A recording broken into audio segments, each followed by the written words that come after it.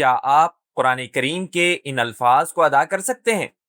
اور اگر کر سکتے ہیں تو کیا آپ کو ایسے الفاظ کی ادائیگی کی عادت ڈالنے میں زیادہ وقت لگا؟ در حقیقت غیر عرب اور یہاں تک کہ کچھ عرب کے لیے بھی قرآن کریم کی تلاوت کے دوران سب سے عام مسائل میں سے ایک ان الفاظ کو ادا کرنا ہے، جو عام طور پر استعمال نہیں ہوتے یا قرآن کریم میں زیادہ کثرت سے نہیں دہرائے جاتے۔ جیسے یہاں یہ 3 الفاظ ہیں جو پورے قرآن کریم میں صرف ایک بار آئے ہیں، جس کی وجہ سے انہیں صحیح طریقے سے ادا کرنا اور یاد رکھنا مشکل ہو جاتا ہے اگر آپ انہیں کثرت سے نہیں پڑھتے۔ کبھی کبھی جب آپ انہیں ادا کرتے ہوئے سنتے ہیں تب بھی انہیں دہرانا اور صحیح طور پر ادا کرنا مشکل ہو سکتا ہے، لیکن انشاءاللہ یہ مسئلہ ختم ہونے والا ہے، کیونکہ اس سبق میں آپ کو ایک ایسا طریقہ سکھانے کی کوشش کروں گا جو انشاءاللہ قرآن کریم کے طویل یا مشکل الفاظ کو زیادہ مؤثر طریقے سے سیکھنے میں آپ کی مدد کرے گا۔ اور وضاحت کے لیے قرآن کریم میں بذات خود کوئی مشکلات نہیں ہیں، کیونکہ اللہ تعالیٰ نے اسے ہمارے لیے سیکھنے اور یاد رکھنے کے لیے آسان بنایا ہے، لہٰذا یہ لفظ مشکل صرف ان طلباء کے لیے ہے جنہوں نے ابھی تک قرآن کریم کے بعض الفاظ کو ادا کرنا سیکھا ہے۔ لیکن پہلے یہ سمجھتے ہیں کہ عربی میں بعض الفاظ کو ادا کرنا کیوں مشکل ہوتا ہے۔ اس سے اس طریقے یا ترکیب کو سمجھنا انشاءاللہ بہت آسان اور تیز ہو جائے گا۔ ایسا ہونے کی 2 اہم وجوہات ہیں۔ پہلی وجہ تب ہوتی ہے جب آپ کو ایک ہی لفظ کے اندر ساکن حروف اور متحرک حروف کی حالت کے درمیان 1 یا 2 بار تبدیلی کرنی پڑتی ہے، یعنی یہ ایک ایسا لفظ ہے جس میں 1 یا زیادہ حروف ساکن ہیں، جن سے پہلے اور بعد میں زبر، زیر یا پیش موجود ہو۔ جیسے مثال کے طور پر یہ لفظ جہاں کاف ساکن ہے اور اس سے پہلے فتحہ یعنی زبر ہے اور اس کے بعد کسرہ یعنی زیر ہے، اور یہاں یا ساکن ہے اور اس سے پہلے کسرہ ہے اور اس کے بعد فتحہ ہے۔ اور دوسری وجہ یہ ہے کہ جب آپ کو ایک ہی لفظ میں پر یعنی موٹے حروف اور باریک حروف کے درمیان تبدیلی کرنی پڑتی ہے،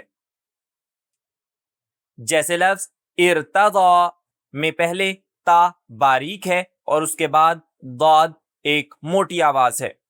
لیکن اس سبق میں پہلی صورت پر بات کروں گا کہ اس سے کیسے نمٹا جائے، اور دوسری صورت کو مستقبل کے کسی سبق میں ضرور سیکھیں گے انشاءاللہ۔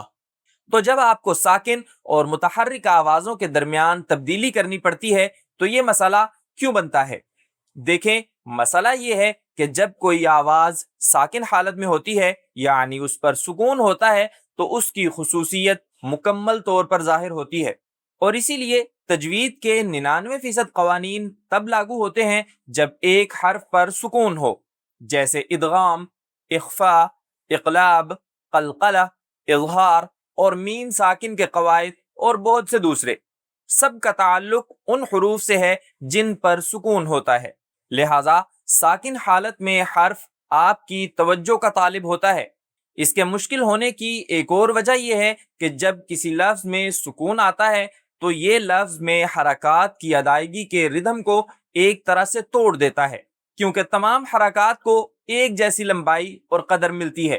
جیسے اس لفظ میں ہم کہتے ہیں لی، یو، ری، یہ، ہو، میں، لی، یو، ری، یہ، ہوں، میں، لی، یو، ری، یہ، ہوں، میں۔ غور کریں کہ جب تمام حروف پر ایک ہی لمبائی کی حرکت ہو تو آپ کتنی آسانی سے ایک حرف سے دوسرے حرف پر منتقل ہوتے ہیں۔ اب سکون کی موجودگی آوازوں کے اس بہاؤ میں ایک طرح سے خلل ڈالتی ہے، لیکن ہم اس مسئلے پر کیسے قابو پا سکتے ہیں؟ تو یہ وہ وقت ہے جب ہم ایک بہت سادہ ترکیب استعمال کرتے ہیں۔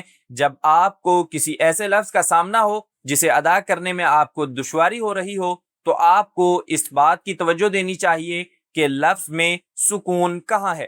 یہ سکون لفظ کو 2 یا 3 حصوں میں تقسیم کر دے گا، جس سے سکون ایک طرح کا چیک پوائنٹ بن جائے گا۔ اور یہاں مجھے آپ کو یاد دلانا ہے کہ قرآن کریم میں سکون مختلف شکلیں اختیار کرتا ہے۔ یہ اس علامت کی صورت میں ظاہر ہو سکتا ہے، یا شد کی علامت میں شامل ہوتا ہے کیونکہ اس کا پہلا حرف ہمیشہ ساکن ہوتا ہے، یا جب حروف مدہ یعنی الف، واو اور یا پر کوئی علامت نہ ہو، تو ان سب کا مطلب ہے کہ وہاں سکون ہے۔ اور جب آپ کسی لفظ کو ادا کرنا سیکھنا چاہتے ہیں اور اس کی پریکٹس کرتے ہیں تو لفظ میں سکون تلاش کریں اور لفظ کے اس حصے کو تب تک ادا کریں جب تک آپ سکون کے مقام تک نہ پہنچ جائیں۔ ایک بار جب آپ اس حصے کی عادت ڈال لیں تو اگلے حصے کی طرف بڑھیں اور پھر حتمی لفظ کو ادا کرنے کے لیے ان سب کو آپس میں جوڑ دیں۔ جب آپ ایسا کریں گے تو آپ دیکھیں گے کہ آپ لمبے اور مشکل الفاظ کو ایک ہی بار میں ادا کرنے کی کوشش کے مقابلے میں بہت زیادہ تیزی سے ادا کرنا سیکھ جائیں گے۔ تو یہ عملی طور پر کیسے کیا جاتا ہے؟ آئیے یہ مثالیں دیکھتے ہیں۔ یہاں اس لفظ میں ہمارے پاس کاف پر سکون ہے، تو یہ مشق کرنے کا پہلا حصہ ہوگا، پھر دوسرا حصہ بالکل یہاں ہوگا اور پھر تیسرا حصہ۔ تو فسيك في فسيكفيكهم فسيكفيكهم۔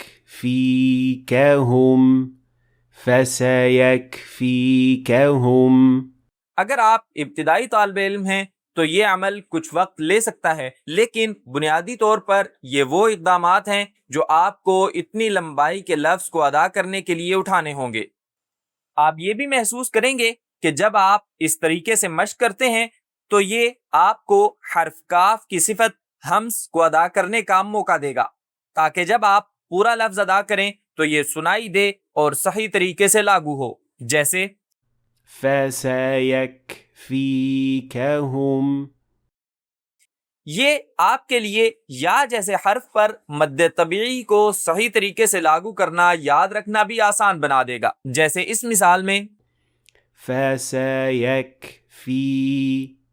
فسيكفيكهم وَإِن تَوَلَّوْا فَإِنَّمَا هُمْ فِي شِقَاقٍ فَسَيَكْفِيكَهُمُ اللَّهُ۔ ایک اور مثال، سکون یہاں واقع ہے تو اس کا مطلب ہے کہ ہم اس لفظ کو 2 مراحل میں ادا کریں گے۔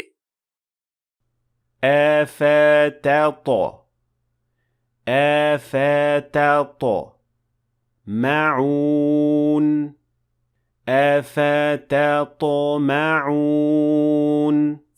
اور یہاں طا پر قلقلہ کو صحیح طریقے سے لاگو کرنا آسان ہو جاتا ہے اور آپ خود کو پورے لفظ کی ادائیگی پر زیادہ کنٹرول حاصل کرتے ہوئے پائیں گے۔ أفتطمعون أن يؤمنوا لكم وقد كان فريق۔ ایک اور مثال، يفتننكم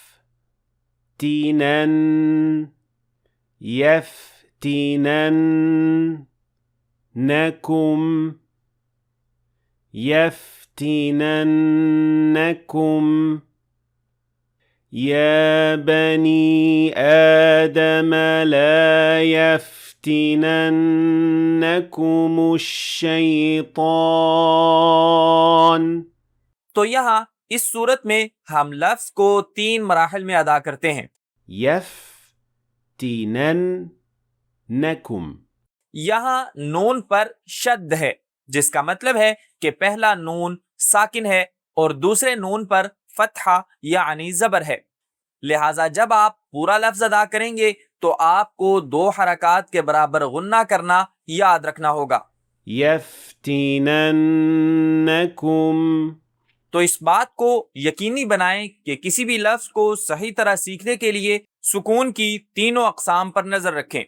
سکون کی علامت شد اور حروف مدہ پر کسی علامت کا نہ ہونا، اور یاد رکھیں حروف مدہ کے علاوہ دیگر حروف پر بھی کسی علامت کا نہ ہونا اس بات کی نشاندہی کر سکتا ہے کہ وہ حرف پوشیدہ ہے، یعنی اپنے بعد آنے والے حرف میں ضم ہو گیا ہے۔ جیسے مثال کے طور پر یہاں اس لفظ میں قاف پر کوئی علامت نہیں ہے، تاہم چونکہ یہ حروف مدہ میں سے نہیں ہے، اس کا مطلب ہے کہ یہ اپنے بعد آنے والے حرف میں ضم یا پوشیدہ ہو گیا ہے۔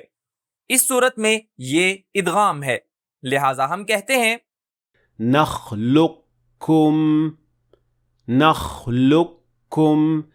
یہاں قاف بالکل ادا نہیں کیا جاتا، اور آخر میں یہ نہ بھولیں کہ تمام حرکات یعنی فتحہ، ضمہ اور کسرہ کو ادا کرتے وقت ایک جیسی لمبائی ملے گی، اور حروف مدہ کی مقدار حرکات سے دگنی ہوگی، اور اسے مد طبیعی کہتے ہیں۔